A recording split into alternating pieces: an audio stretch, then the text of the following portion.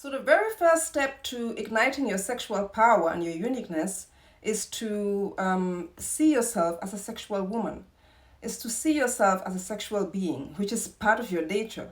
We've been trained and programmed in the society to see ourselves as wives, as mothers, as sisters, as daughters, daughters-in-law, as friends, and all that. But that part of us, we have been trained to suppress it, to deny it, to push it to the side, to never look at it.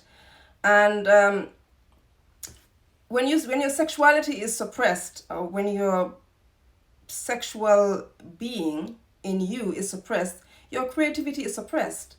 Your ability to speak and say exactly what you want is suppressed.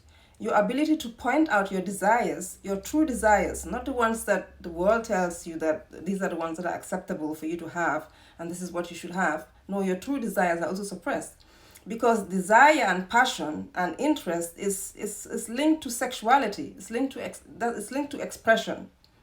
All of that is linked to expression.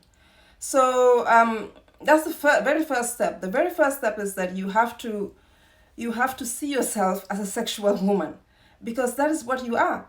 That's also what you are. You're all these other things, but this is also one of the things that you are. And so, in order for you to be able to look at yourself in the mirror naked and appreciate your naked body, and not just appreciate it, but look at it like you want to have sex with yourself, in order for you to be able to do that, you have to be able to see yourself as a sexual being. That's the very first step. Before even getting into, looking at yourself in the mirror, before getting into changing your wardrobe and doing practices to ignite your sexual power, that's the very first step. You have to bring that.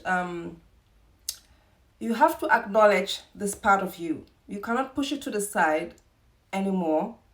And if you're listening to me, and if you've been listening to me, I know you really want to bring this part out of you, because it's time, and that's exactly what you want to do. So yeah, you have to acknowledge it too. You have to acknowledge that part. You cannot just see yourself as as a woman who's walking down the street, or as a mother, blah blah blah, and just as this perfect woman who doesn't have sex, or is not into sexuality, or doesn't have sexuality, or you have to acknowledge this part of you first.